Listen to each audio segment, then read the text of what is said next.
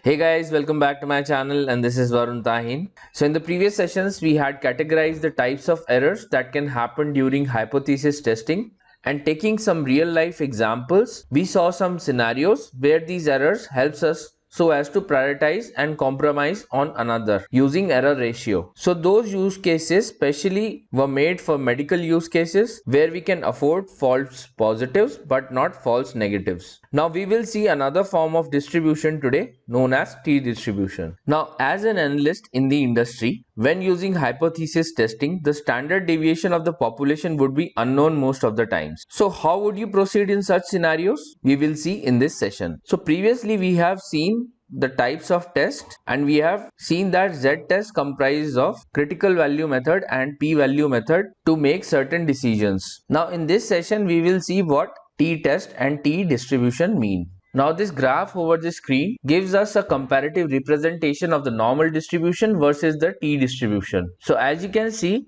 the t-distribution is comparatively shorter than the z or the normal distribution. And also the standard deviation or sigma for t-distribution is larger than that of the z or normal distribution. Now the particular form of the t-distribution is determined by its degree of freedom. So the degree of freedom refers to the number of independent observation in a set of data, and its formula is like this: sample size, which is small n minus 1. So the distribution of the t statistic from samples of size 100 would be described by a t distribution having 100 minus 1, which is 99, as the degree of freedom. So degree of freedom is related to the sample of the dataset, as we have seen here. So since this is the case, therefore the sample size is directly proportional to the degree of freedom. And when TDF reaches 30, the t distribution resembles the z distribution or the normal distribution. Now on the screen you are seeing the family of t distribution where the degree of freedom is increasing and the graph is shifting towards the standard normal distribution where df reaches 30. So for smaller sample sizes like for 5, the t distribution are much flatter. Now guys, can you guess where the t distributions will be used? If you recall, we have discussed this, that when standard deviation of the population is not known, we will use t distribution,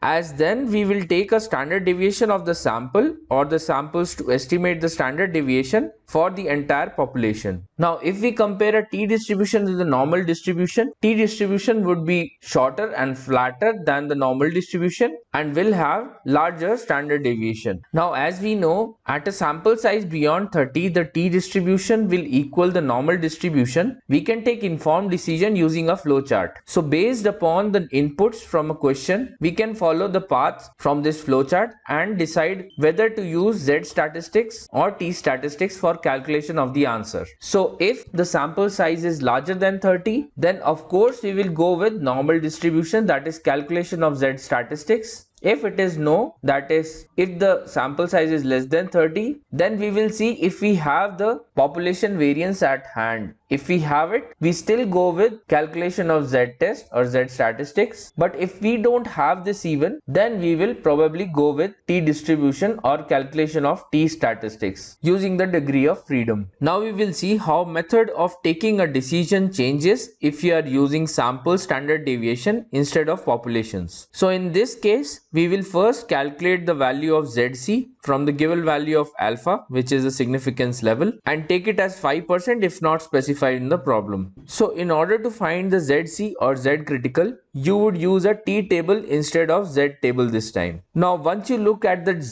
T table from the PDF downloaded from the internet, you will observe that it contains value of ZC for a given degree of freedom and a value of alpha, that is the significance level. And in this case, ZC can also be called as T statistic or T critical. Now let's solve this problem using the things we have understood just now. So let's say that you are given a standard deviation of a sample of size 25 for a two-tailed test with a significance level of 5%, and we have to find the value of ZC. Okay. Now as we have a sample standard deviation and not the population, we would use a T table instead of the Z table. Now if you observe in the T table, for a degree of freedom which is calculated as 25 minus 1, because 25 is the sample size, so this comes to 24, and for a two-tailed test guys, the alpha will be 0.05, which is 5%. So let's go to the t table and check degree of freedom 24 and alpha 0.05 for a two-tailed test. Okay, so this is a t table, guys. So in the row you will see the degree of freedom is mentioned, and we will come to 24, and for a two-tailed test we have alpha as 0.05, which is this, right? So the value of the Z critical will become 2.064. So that will be all for today, guys. We will be seeing the 1 and 2 sample mean test in the next session and use Microsoft Excel to try solving some exercises. Until then, guys, do let me know in the comment section how are you finding the content so far, and please do support by subscribing to my channel and liking the videos if you think that these material is helpful.